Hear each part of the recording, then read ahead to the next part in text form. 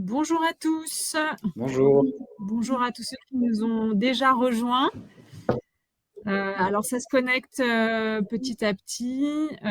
Donc, ce que je vous propose, c'est que dans un premier temps, on va faire les présentations en attendant que tout le monde se connecte.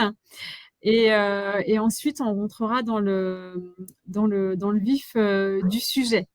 Donc, tous les mois, donc le Hibou, on organise maintenant un webinar autour d'une thématique qui concerne la vie du travailleur indépendant.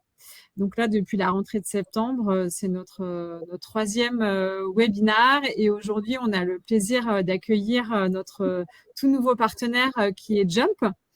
Voilà, qui est un partenaire qui apporte une nouvelle approche, en tout cas innovante dans le monde du portage salarial et de l'accompagnement des travailleurs indépendants.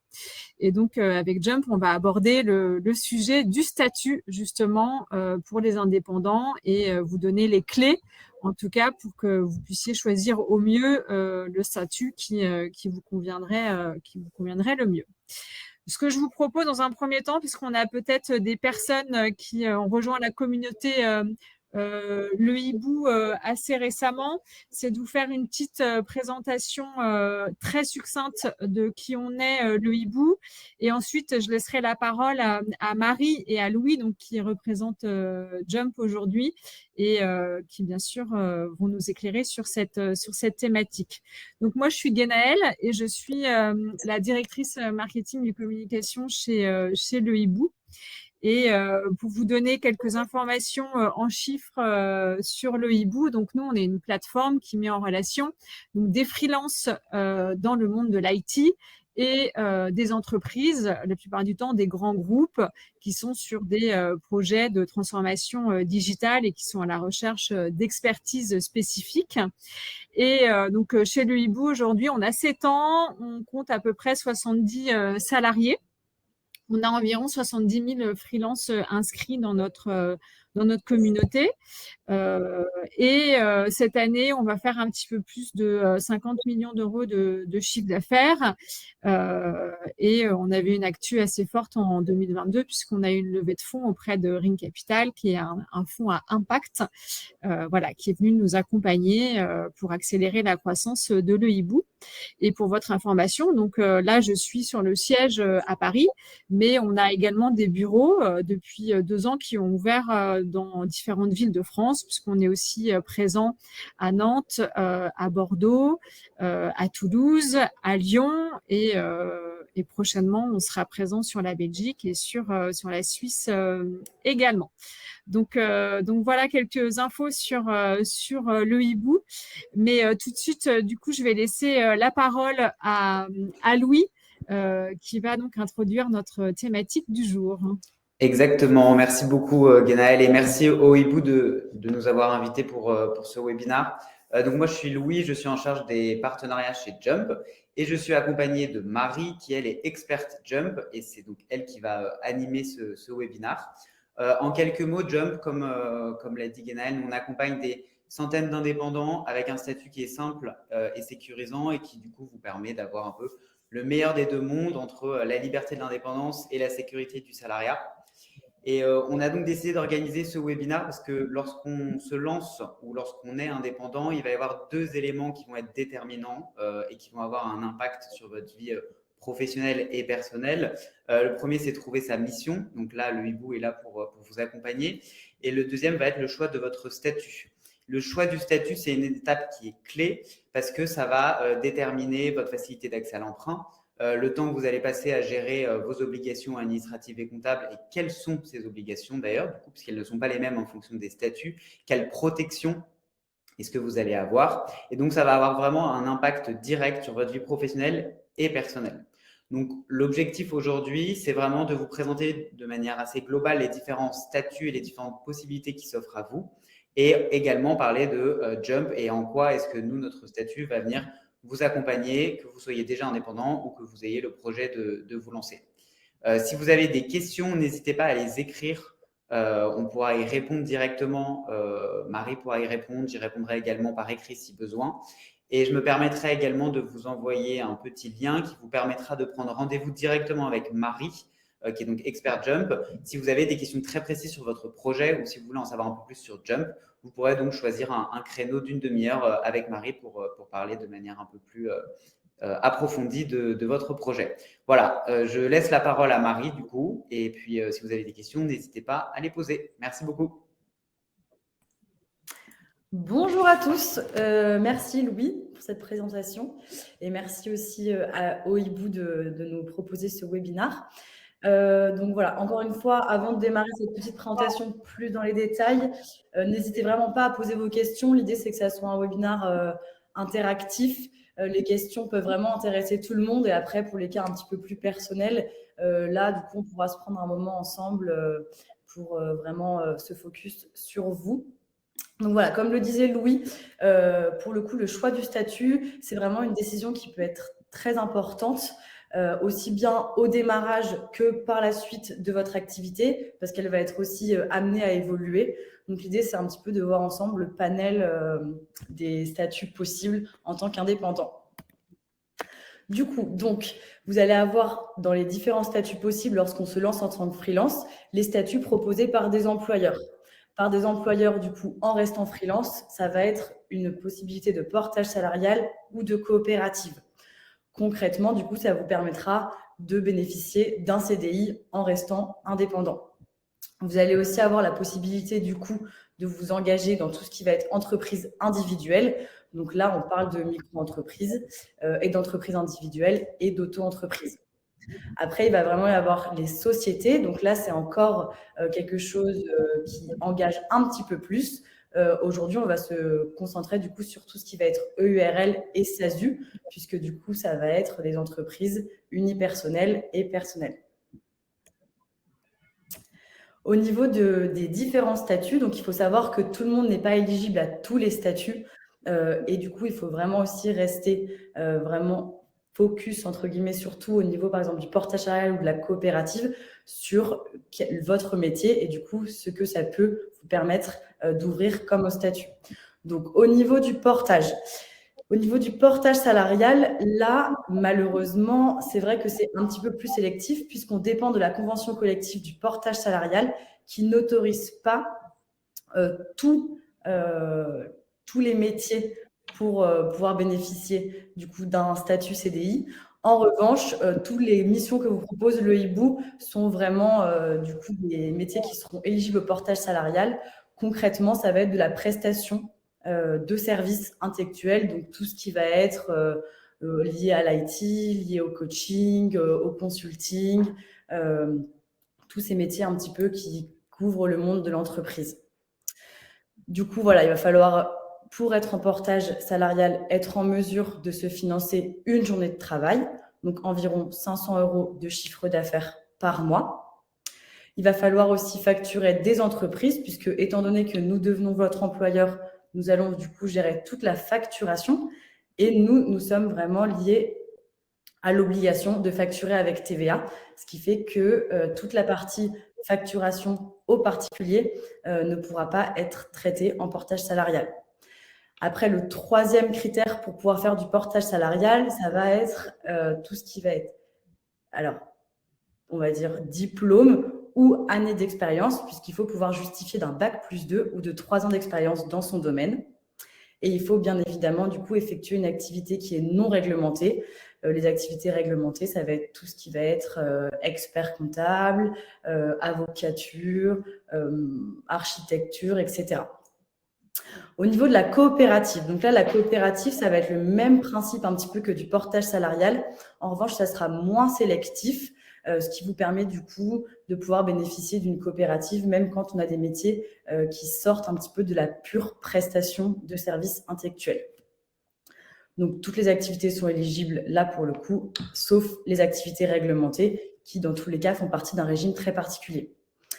Au niveau du coup de la micro-entreprise ou de l'entreprise individuelle, vous allez avoir quelques restrictions, mais globalement, toutes les activités vont pouvoir être possibles à partir du moment où vous vous limitez à un seul cadre juridique.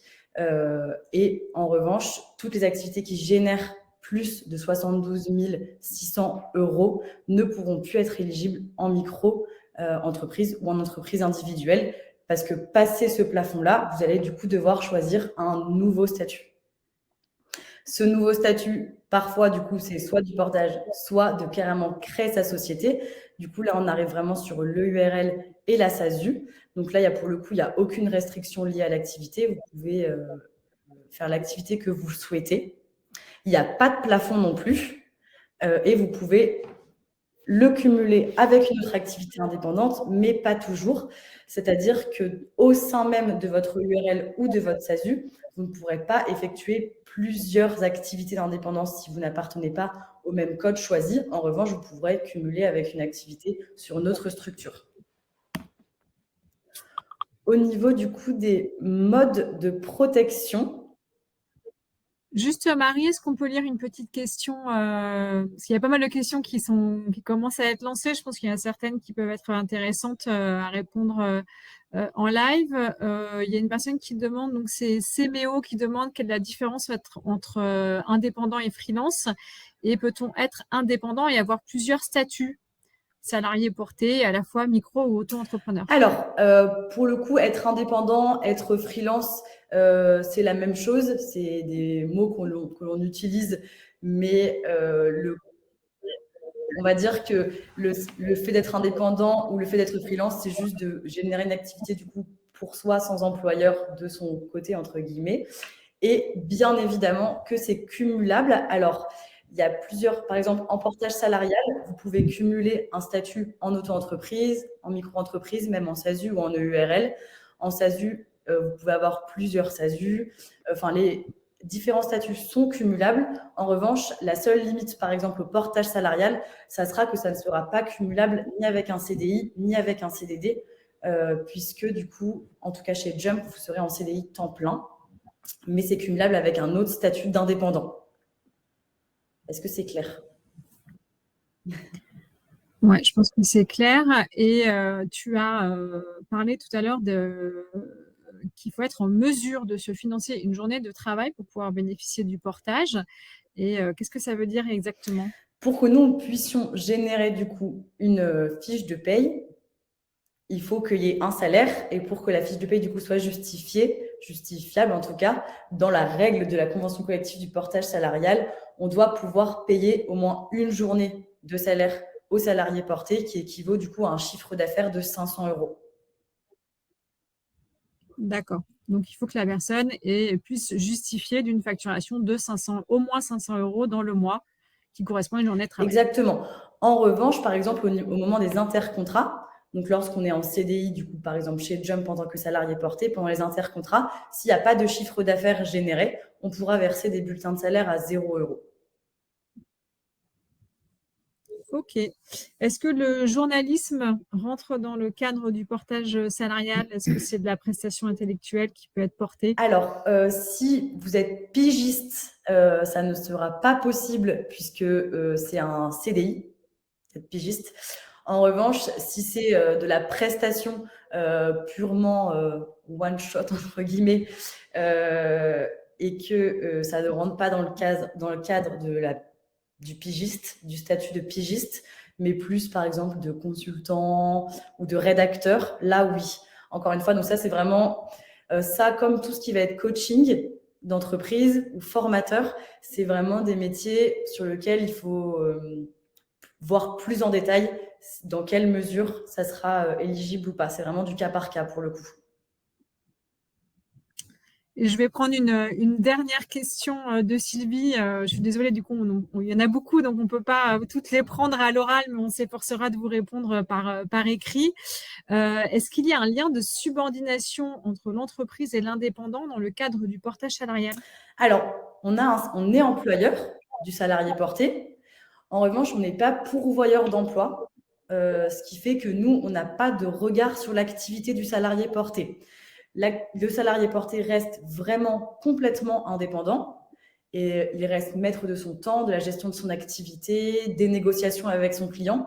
On ne rentre pas en lien avec son client et nous, il n'a pas de compte à nous rendre, il ne travaille pas vraiment pour nous. On va vraiment être sur toute la partie accompagnement s'il a besoin d'aide et gestion administrative, plus transformation de chiffre d'affaires en salaire pour lui permettre de bénéficier des mêmes avantages du statut de salariés en France. Ok, merci beaucoup Marie. Du coup, je te laisse dérouler la suite. Et voilà, au fur et à mesure, on essaiera de reprendre quelques questions. Parfait. Donc, du coup, justement, eh ben, c'est très bien. On rebondit du coup sur la dernière question pour passer au mode de protection. Donc, en tant que du coup, salarié porté, donc en portage ou en coopérative, au niveau de la protection, vous allez vraiment bénéficier du package du salarié en France, c'est-à-dire que vous allez cotiser au chômage à la hauteur de votre salaire. Vous allez aussi avoir les mêmes droits qu'un salarié au niveau de votre retraite. Vous allez vraiment cotiser à la même hauteur qu'un salarié classique, sachant que chez Jump, vous serez un salarié cadre, donc vous cotisez à la caisse des cadres, que vous allez aussi avoir la mutuelle, puisque la mutuelle est obligatoire dans le cadre d'un CDI, et que vous allez pouvoir bénéficier de toute assurance et protection de responsabilité civile professionnelle avec Jump, ou votre société de portage, ou votre coopérative. Au niveau du coup de la protection de votre patrimoine personnel, vous restez salarié, ce qui fait que votre patrimoine est complètement protégé. Au niveau du coup de la micro-entreprise, de l'entreprise individuelle, donc là, les modes de protection du coup changent un petit peu puisque, et c'est d'ailleurs aussi la grande problématique de l'indépendance aujourd'hui, vous ne cotisez pas au chômage, et c'est aussi pour ça que du coup la précarité du statut existe. Au niveau du coup de la retraite, vous allez cotiser, mais vous allez cotiser au régime des indépendants. Donc, ça va être une cotisation plafonnée. Donc, vous ne cotisez pas à hauteur de ce que vous générez comme chiffre d'affaires. Et la mutuelle est quelque chose que vous devez prendre de votre côté. Donc, en plus, elle n'est pas obligatoire, elle est optionnelle. Pareil pour tout ce qui va être responsabilité civile professionnelle et assurance. En revanche, votre patrimoine personnel, lui, reste aussi protégé, sauf en cas d'abus auprès de l'administration. Donc, au niveau de l'EURL, là, ça va être vraiment comme la micro-entreprise, mais comme aussi la SASU, vous ne cotisez pas au chômage. En fait, il n'y a aucun statut d'indépendant, à part en portage salarial ou en coopérative, qui vous permettra de cotiser au chômage. Au niveau du coup de l'EURL, c'est pareil. Donc, vous cotisez au régime des indépendants pour la retraite. Votre mutuelle est optionnelle. Votre RC Pro l'est aussi. Et votre patrimoine personnel, lui, reste bien aussi protégé. Au niveau de la SASU, il y a une petite différence pour la retraite qui est sélective, dans le sens où en SASU, vous avez deux possibilités de vous rémunérer. Soit vous vous rémunérez en tant que dividende, dans ce cas-là, vous ne cotisez pas à la retraite puisque l'argent sort en tant que dividende, soit vous êtes assimilé salarié de votre SASU, et dans ce cas-là, vous avez la possibilité de cotiser au régime des indépendants. Pareil, du coup, pour la mutuelle et la RC Pro, c'est une option, et votre patrimoine personnel reste bien sûr protégé aussi. Est-ce que vous avez des questions ? Alors, je vois une question de Michael qui demande pour la retraite, quelle est la différence entre être rattaché au régime des indépendants par rapport au régime des salariés ? C'est plafonné. Le régime des indépendants couvre moins, ne permet pas de cotiser autant et n'offrira du coup pas du tout les mêmes avantages et la même retraite à la fin. Donc, ça dépend pas vraiment du chiffre d'affaires. En fait, contrairement à un salarié qui va cotiser pleinement par rapport à son salaire, l'indépendant se voit plafonné dans ses cotisations.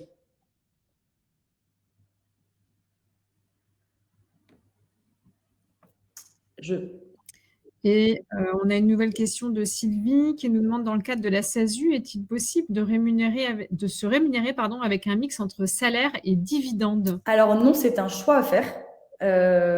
Donc le salaire, ça permettra de se verser des salaires chaque mois. Les dividendes, ça permet de se verser des dividendes tous les 6 mois, donc en 2 fois. Et est-ce que tu connais, du coup, on revient du coup, je pense, au régime d'indépendant, tu connais le plafond ? Alors, pour la micro, l'auto-entreprise et l'entreprise individuelle, il y a un premier plafond à 32 500 € qui va du coup être la TVA. Passé ce plafond-là, l'indépendant devra traiter, collecter sa TVA et facturer avec TVA. Et il y a un deuxième plafond qui est 72 500 qui ne permet plus de garder ce statut une fois qu'il est dépassé 2 années consécutives et qui va obliger l'indépendant à changer de statut. Ok, très clair. Merci. Du coup, donc là, on va passer sur une slide qui est quand même assez importante pour tous les indépendants. Ça va être l'accès au logement et à l'emprunt. C'est un gros sujet. Et c'est d'ailleurs aussi pour ça qu'on se dit que devenir indépendant, c'est super simple en France. Le rester, ça l'est beaucoup moins, notamment avec cette grande question de l'emprunt. Concrètement, en portage salarial ou en coopérative, vous aurez un accès au logement ou un accès à l'emprunt comme un salarié classique. C'est-à-dire que l'accès au logement, ça sera juste de faire un dossier, par exemple, de location de 3 bulletins de paie avec votre contrat CDI. Et pour l'accès à l'emprunt, ça sera pareil, 3 fiches de paie qui suffiront après validation de la période d'essai, ce qui vous permettra de pouvoir emprunter entre 6 mois et 8 mois. Et ça aussi, c'est la grande force de Jump et c'est des combats qu'on est très content de gagner à chaque fois. C'est que tous les salariés, enfin, tous les indépendants qui nous rejoignent pour emprunter arrivent à chaque fois, du coup, avec l'aide de leurs conseillers, bien évidemment, à emprunter. Donc ça, c'est des vrais combats qu'on est content de mener. Ça va aussi être possible en portage salarial puisque, en fait, vous allez avoir la possibilité d'harmoniser vos revenus. Concrètement, même pour un indépendant qui a des revenus qui fluctuent, étant donné que l'argent sera encaissé sur un compte Jump qui sortira du coup en salaire chaque mois, vous avez la possibilité de sélectionner le montant de votre salaire, ce qui vous permet du coup d'avoir des fiches de paye identiques chaque mois et donc d'avoir un dossier beaucoup plus solide et stable aux yeux des banques.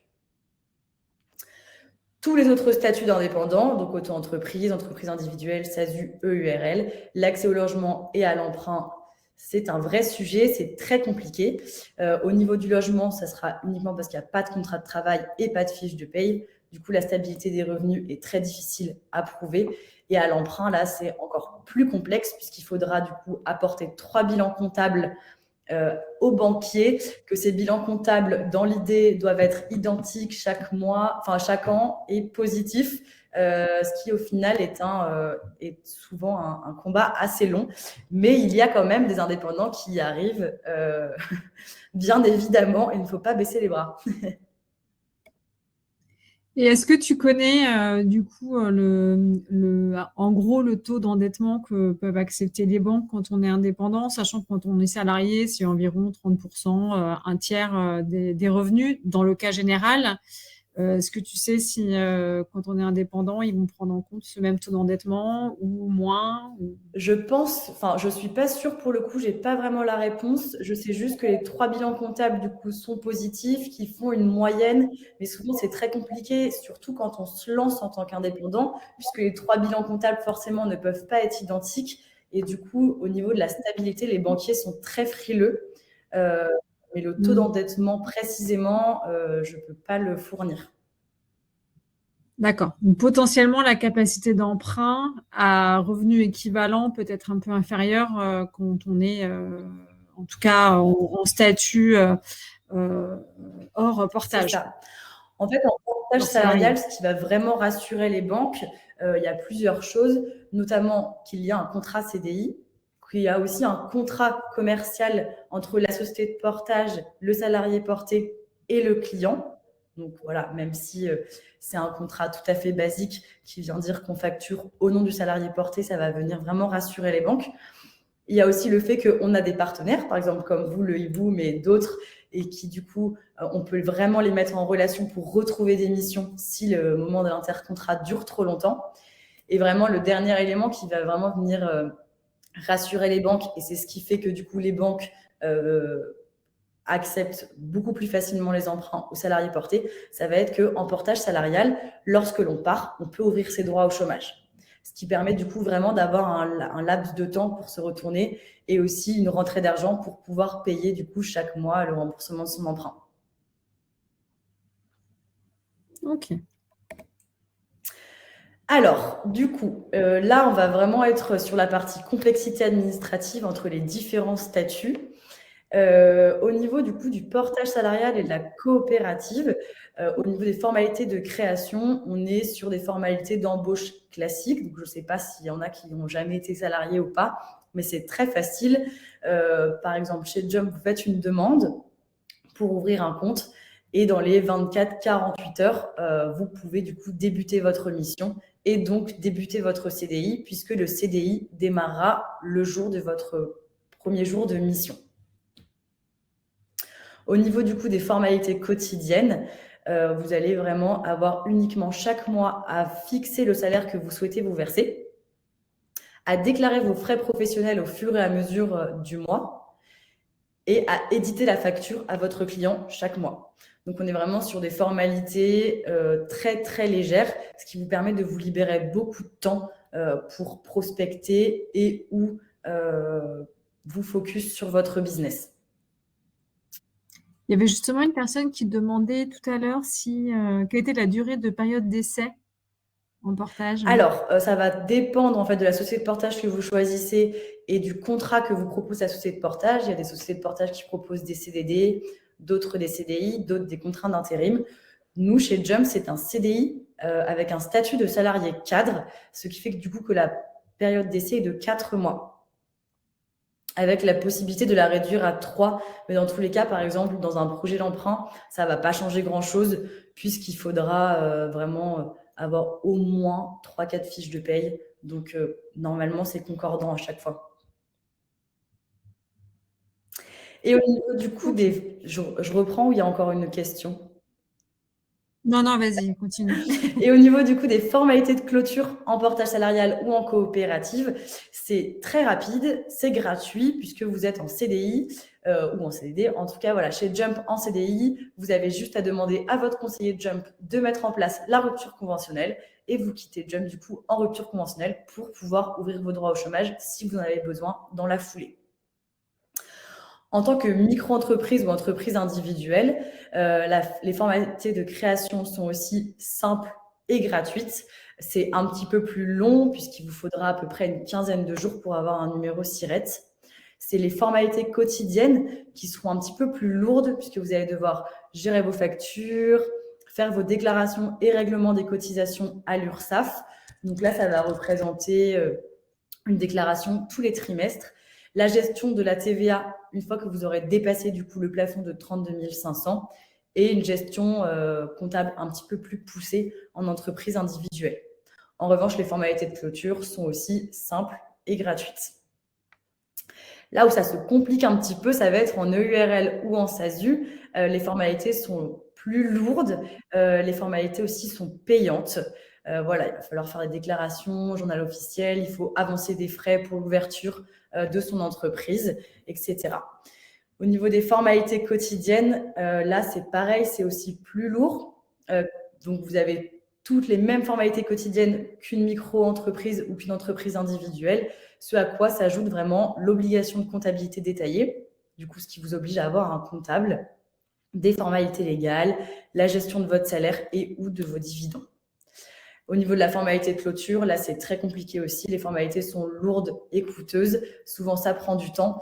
Moi, tous les indépendants à qui je parle, qui ferment leur SASU pour rejoindre Jump, à chaque fois, ils me disent que ça va leur prendre plusieurs mois et que ça prend du temps. Voilà, il y a beaucoup de papiers à gérer. Ce sont des formalités un peu plus importantes.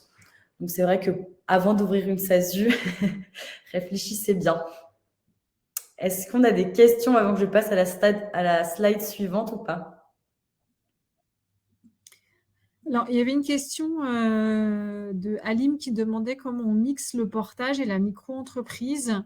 Est-ce qu'on facture une partie à la société de portage et une autre partie à notre structure? Est-ce qu'il faut un arrangement avec le client? Comment concrètement c'est possible? Alors concrètement, pour la même mission, c'est assez compliqué.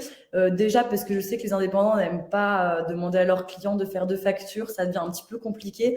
Généralement, le cumul des deux, ça va être sur des missions différentes. C'est-à-dire que souvent, en portage salarial, on met sa grosse mission qui est du coup un petit peu le gros du chiffre d'affaires.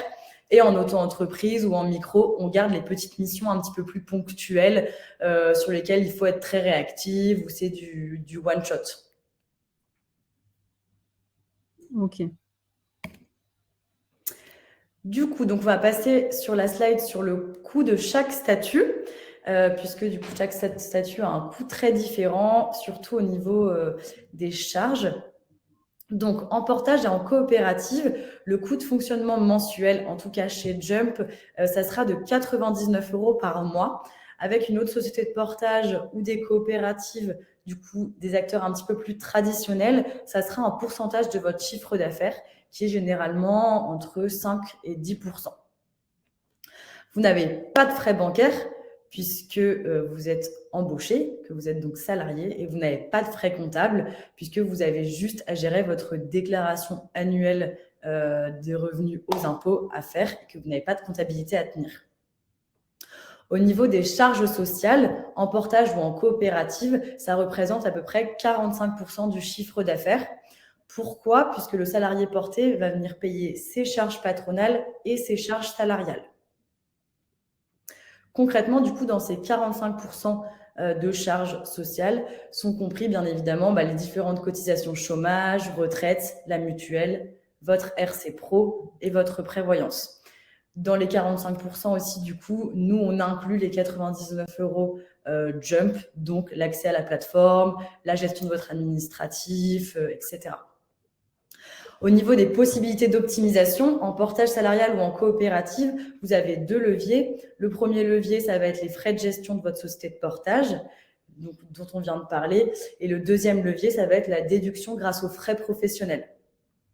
Concrètement, la logique des frais professionnels, c'est de se dire que tout ce que vous allez dépenser dans le cadre de votre activité, qui va être justifiable dans le cadre de votre activité et de votre mission, si vous le faites passer du coup via votre société de portage, ça sera un montant mensuel sur lequel aucune cotisation sociale ne va s'effectuer. Le montant de vos frais professionnels engagés ne passera pas dans la moulinette des charges sociales.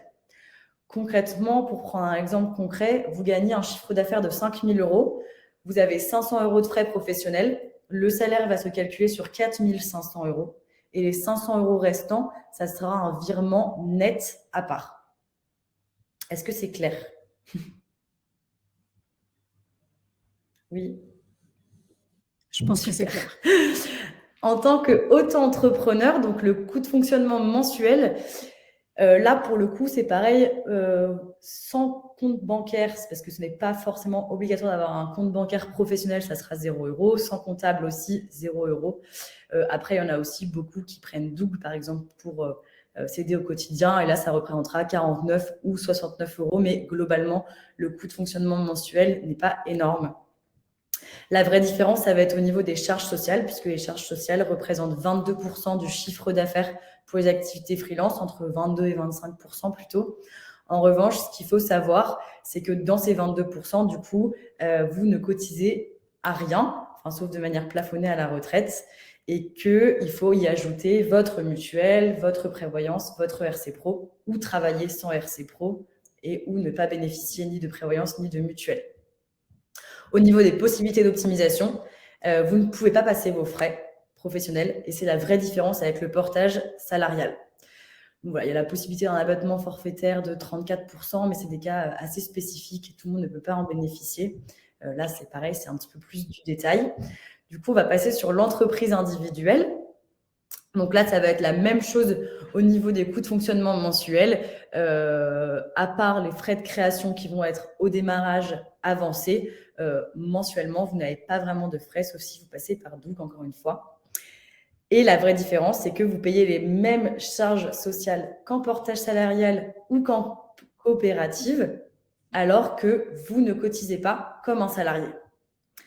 Donc ça, c'est vraiment la vraie différence, et c'est pour ça qu'il faut bien faire son calcul et qu'il faut bien choisir son statut avant de se lancer tête baissée. Au niveau des possibilités d'optimisation, vous avez là aussi la possibilité de déduire des frais professionnels. En tant que du coup créateur de EURL et ou de SASU, vous allez avoir les frais de création d'entreprise, donc c'est ce que je vous disais, quelques centaines d'euros, donc 390 minimum, que vous allez bien évidemment du coup devoir avoir un comptable, tenir votre comptabilité, donc là les frais engagés sont un peu plus élevés. Au niveau des charges sociales, en EURL, ça sera comme en portage salarial, 45% de votre rémunération nette, encore une fois, sans avoir les mêmes avantages, mais 45% tout de même que vous devrez payer du coup à l'URSSAF. Et en SASU, c'est 82% de la rémunération nette, mais attention, puisque si vous prenez le système de dividende, ça ne sera pas la même chose. En système de dividende, ça sera une flat tax de 30% que vous sortirez du coup tous les 6 mois.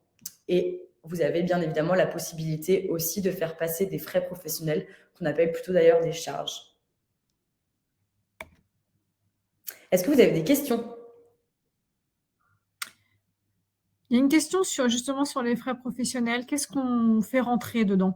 Alors, en portage salarial, c'est très encadré par l'URSSAF, les frais professionnels. Et il y a tout un tas de choses qui vont rentrer, qui doivent être justifiées dans le cadre de votre activité.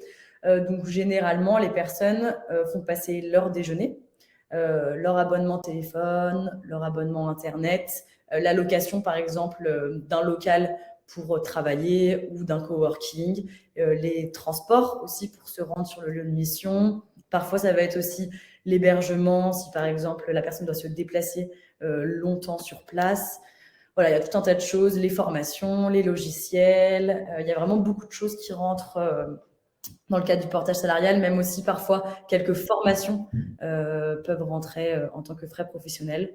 Il y a vraiment beaucoup de choses. Après, en EURL et en SASU, là, comme on parle plus de charges, ça va être différent. Il y a vraiment un peu, pas tout et n'importe quoi qui peuvent rentrer, mais c'est moins encadré par l'URSSAF. Ok. Il y a une autre question de Sylvie qui dit qu'elle est auto-entrepreneuse aujourd'hui et elle a une assurance pro obligatoire. Est-ce que c'est toujours obligatoire quand on est en portage? La responsabilité civile professionnelle est obligatoire en portage salarial. Toujours. Et donc, elle fait partie des charges. C'est compris dans les 45% de charges. Sachant que voilà, dans les 45% de charges, il y a vraiment tout, hein, mutuelle, prévoyance, RC Pro. C'est vraiment un package complet qui, du coup, à la fin, une fois que la société de portage vous verse votre salaire, c'est vraiment l'argent qui vous reste pour vivre au quotidien. C'est plus de l'argent que vous devez dépenser dans des choses supplémentaires pour votre activité. Là où, par exemple, en auto-entreprise, et à chaque fois, c'est ce que je détaille bien avec les personnes que j'ai toujours en rendez-vous. Voilà, c'est que pour voir si c'est... pour vraiment calculer et se rendre compte un petit peu des différences, c'est de se dire, bon, je suis en auto-entreprise, ok, je paye 22%, ce à quoi, qu'est-ce que j'ajoute en fait? Je vais ajouter peut-être un compte pro, je vais ajouter une mutuelle, je vais peut-être pas ajouter de prévoyance parce que ça va me coûter trop cher, etc. Voilà, il faut vraiment faire le pour et le contre entre combien ça nous coûte, ce à quoi on a le droit. Et en fait, très vite, quand on fait le calcul, on se rend compte que le portage salarial, c'est vraiment compétitif par rapport à l'auto-entreprise. Surtout si on a des frais professionnels qu'on peut déduire. Et encore plus, bon là évidemment, je vous parle de Jump, mais encore plus quand on a des frais de gestion de 99 € par mois sur des gros chiffres d'affaires. Là vraiment, on arrive sur quelque chose de très compétitif. Ok. Il y a Alexandre qui nous demande, je suis en entreprise individuelle et mon CA varie chaque mois. Comment ceci est géré en portage? Alors, c'est exactement ce que je vous expliquais. Donc, chez Jump, c'est un système de cagnotte. Donc, le chiffre d'affaires mensuel que vous facturez, vous allez l'encaisser sur votre compte Jump. Et en fait, à la fin du mois, vous allez décider du montant que vous souhaitez sortir de ce compte Jump. C'est-à-dire que si vous avez des revenus qui fluctuent, vous avez la possibilité d'anticiper. Là, encore une fois, donc chez Jump, vous allez avoir un conseiller unique et dédié.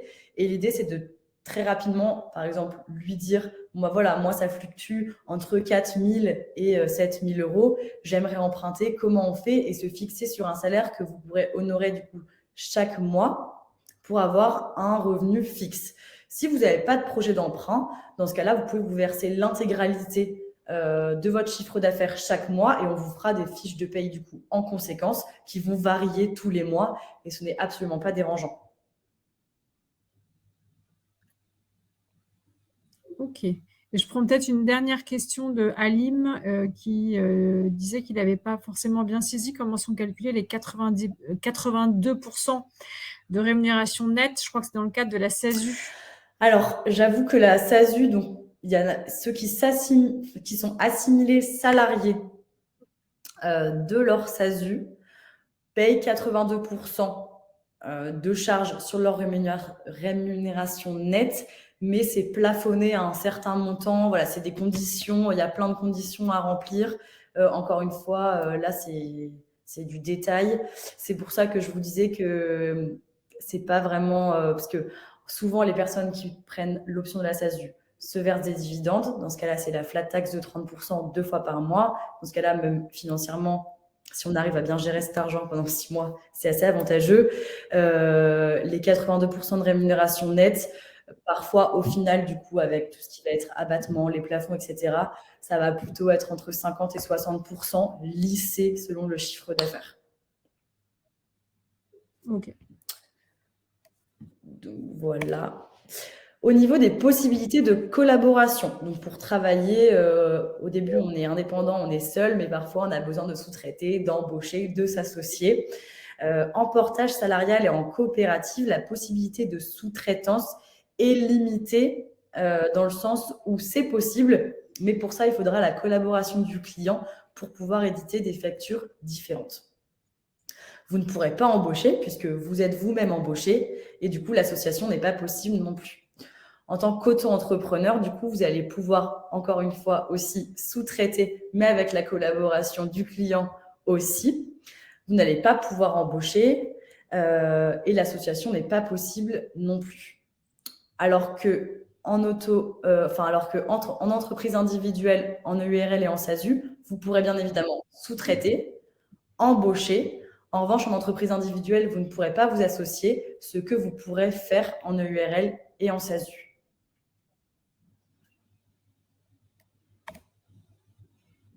Donc, alors, hop, est-ce que vous avez des questions?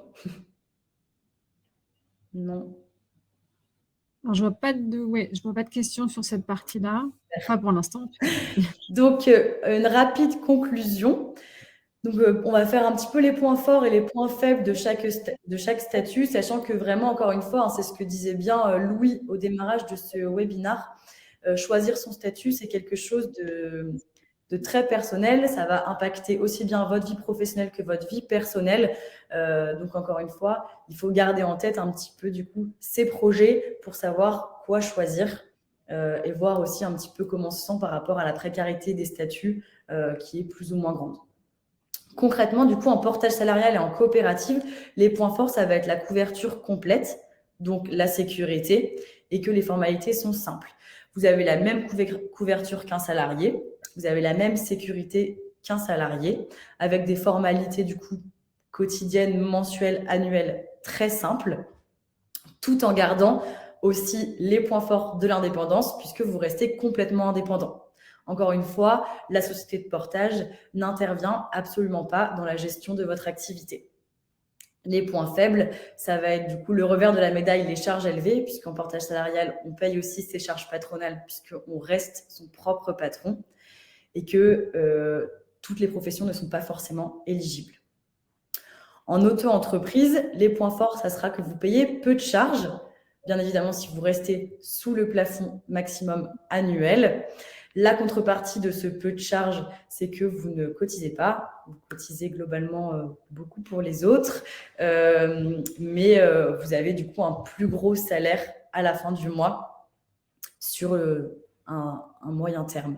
Au niveau des points faibles, du coup, c'est aussi que vous n'avez pas toute la couverture sécurité, pas de chômage, pas de mutuelle, encore une fois, pas de gestion des frais professionnels qui peut être aussi un vrai levier pour optimiser, et l'accès à l'emprunt très compliqué. Au niveau du coup de l'entreprise individuelle, les points forts, ça va être la création rapide. Les points faibles, encore une fois, c'est toute cette couverture sociale qui n'est absolument pas optimale et du coup la précarité de ce statut avec pas de chômage, la retraite peu avantageuse et encore une fois la difficulté pour emprunter. Et en EURL et en SASU, le point fort, ça va être la possibilité d'optimisation fiscale via les dividendes, mais aussi via les charges. Et les points faibles, ça va être l'administratif, vraiment très lourd et coûteux. Pour le coup, pour en rencontrer beaucoup, ce n'est vraiment à ne pas sous-estimer cette charge mentale administrative de SASU et de URL, surtout pour ceux qui ne sont pas très forts dans tout ce qui est papier, suivi, comptabilité. Faut aimer l'administratif. C'est ça. Non, mais ça, c'est vrai qu'au quotidien, toutes les personnes qu'on rencontre qui sont en SASU et qui n'en peuvent plus parlent vraiment d'une vraie charge mentale.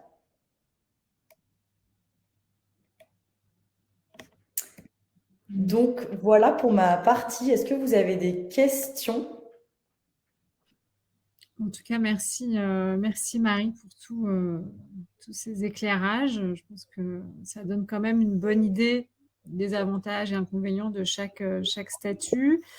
On peut peut-être encore prendre quelques questions. Donc, il y a Malika qui demandait si vous appliquez le prélèvement à la source. Oui. Alors, les premiers mois, du coup, on appliquera le taux neutre. Et ensuite, les impôts nous communiqueront votre taux personnalisé qu'on appliquera directement, du coup, sur votre fiche de paye. Est-ce que, Marie, tu pourrais présenter rapidement comment fonctionne le portage salarial contractuellement entre le client, le freelance, l'indépendant et la société de portage? Alors, en tant que salarié porté, il y a 2 contrats, 2 étapes. La première étape, ça va être le contrat commercial tripartite. Le contrat commercial, ça va être du coup pour pouvoir acter de la mission. Ça va être un contrat qui va du coup concerner le salarié porté, votre client et nous. Concrètement, ce contrat n'engage en rien votre client et ne nous engage en rien envers votre client. Il vient juste dire que Jump va facturer en votre nom au TGM que vous avez fixé dans ce contrat. Donc voilà un petit peu pour le contrat tripartite. Et au démarrage du premier contrat commercial du salarié porté, va automatiquement débuter du coup le CDI entre le salarié porté et Jump. Ce CDI est indépendant de la première mission, donc c'est-à-dire que le démarrage dépend du premier contrat commercial. En revanche, vous pouvez quitter Jump avant de finir votre mission et vous pouvez rester chez Jump après avoir terminé votre mission jusqu'à en trouver une autre. C'est vraiment 2 contrats indépendants. Combien de temps ça prend, Marie, pour mettre en place son contrat de portage? Alors, si le client et par exemple, on passe en direct et que le client est pas très réactif et veut ajouter des clauses au contrat, on tablera plutôt sur 3 à 5 jours. En revanche, quand c'est avec un partenaire, par exemple le Hibou ou d'autres de nos partenaires, là, c'est beaucoup plus simplifié et dans ce cas-là, on peut démarrer en 48 heures. D'accord. Donc, c'est quelque chose qui peut se mettre en place quand même relativement rapidement. Alors moi, j'ai eu un indépendant qui a réussi à débuter en moins de 24 heures. Donc là, ça, c'était vraiment très fort. Il a réussi à... Très efficace. Il a réussi à tout faire tout seul. Son client a tout signé. C'était parfait. Est-ce qu'on peut juste revoir rapidement, pardon, les critères d'éligibilité rapidement, Marie, du coup, c'est par rapport à la profession intellectuelle, facturer une entreprise, être résident fiscal français et ensuite concernant la nationalité, ce sont donc toutes les personnes qui ont une nationalité française ou d'un pays membre de l'espace Schengen. Et également, il y a certains titres, autres titres qui peuvent bénéficier de Jump. Oui, tout à fait. Alors, il faut vraiment être résident fiscal français. Ça, c'est évident puisque le portage salarial, c'est une spécificité française. Il faut du coup être au niveau aussi de la nationalité, du coup, soit français, soit citoyen de l'Union européenne, pas forcément de l'espace Schengen, et ou du coup disposer d'un titre résidence 10 ans ou d'un titre de séjour avec la mention vie privée et vie familiale. On travaille ardument pour ouvrir à beaucoup plus de titres de séjour le portage salarial Jump, mais pour le moment, administrativement, on n'a pas les ressources de mettre en place le portage pour les autres titres de séjour.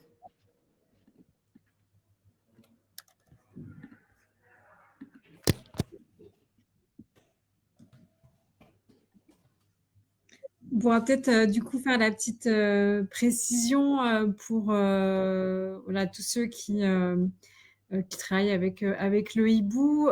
Du coup, ils bénéficient d'une petite offre promotionnelle les 3 premiers mois de souscription à l'abonnement Jump. Donc à 69 € au lieu de 99 € pour les 3 premiers mois.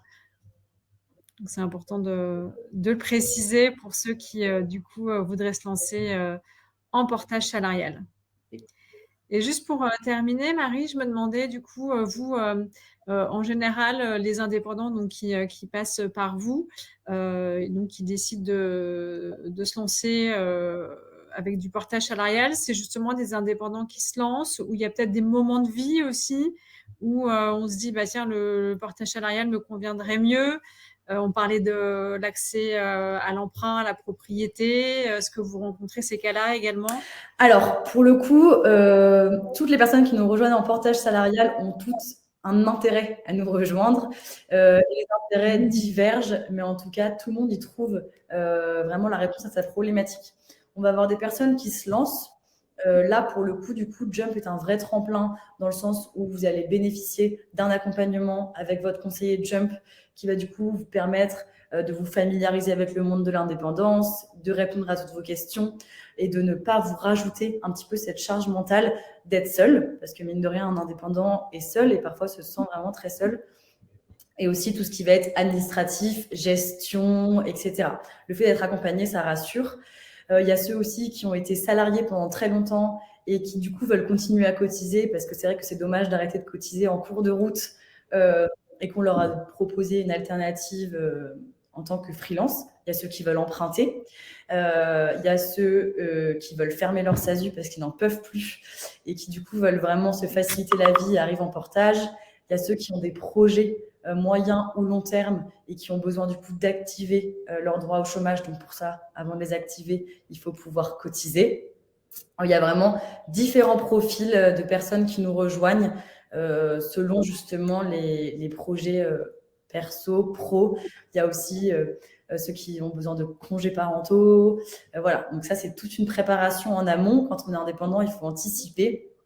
Et du coup, voilà, par exemple, la dernière fois, j'ai eu quelqu'un qui me disait qu'elle voulait avoir un enfant dans 1 an et demi, et que du coup, elle passait en portage pour ça, pour pouvoir bénéficier aussi de toute l'aide en congé maternité, qui n'est pas vraiment le cas en indépendant. Donc, il y a vraiment différents sujets pour le coup. Ouais. Et en effet, comme tu le décris, c'est beaucoup lié à des moments de vie où, en effet, l'avantage du salariat reste quand même prépondérant dans certains C'est cas. ça. On a vraiment toutes les personnes qui ont des projets, et après, on a les phobiques de l'administratif. En gros. Donc, on n'a pas forcément pu prendre l'intégralité des questions, mais je vois que Louis donc a mis un lien dans le chat pour prendre un rendez-vous avec Marie. Pour ceux qui ont vraiment des questions sur leur cas personnel, c'est le bon moment. Prenez contact avec Marie. Donc, ce sera un plaisir, je pense, de répondre à toutes vos questions. En tout cas, merci beaucoup Louis, merci beaucoup Marie. Je pense que vous avez apporté beaucoup d'éclairage, en tout cas, sur les différences entre les différents statuts. C'est vrai que c'est pas évident quand on se lance en indépendant, voilà, de savoir lequel choisir, lequel nous conviendra le mieux, etc.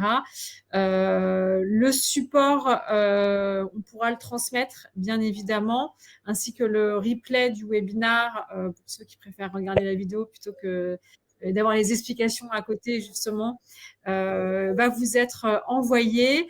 Et bien sûr, toute l'équipe, le hibou, reste à votre disposition si vous voulez plus d'informations ou voilà, pour vous mettre en contact avec les équipes Jump. Super, merci beaucoup, merci à tous, merci de nous avoir donné ce temps de parole. Et moi, je voudrais juste conclure sur un élément qui est important. N'hésitez pas à vous renseigner sur les différents statuts, à parler avec des personnes qui sont déjà indépendants, qui ont déjà des statuts, parce qu'en effet, c'est très important.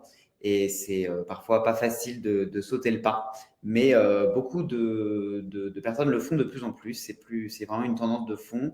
et de plus en plus de personnes se lancent dans l'indépendance, donc pourquoi pas vous? Mais n'hésitez pas, voilà, à prendre des rendez-vous et à poser un maximum de questions pour être préparé. Voilà, merci encore. Merci. Merci à vous et je vous donne à tous rendez-vous le mois prochain, au mois de décembre. On va aborder le sujet de la prévoyance. Donc, vous recevrez les invitations pour le prochain webinaire sous peu. Merci. Merci beaucoup. Merci à tous. Au revoir. Au revoir.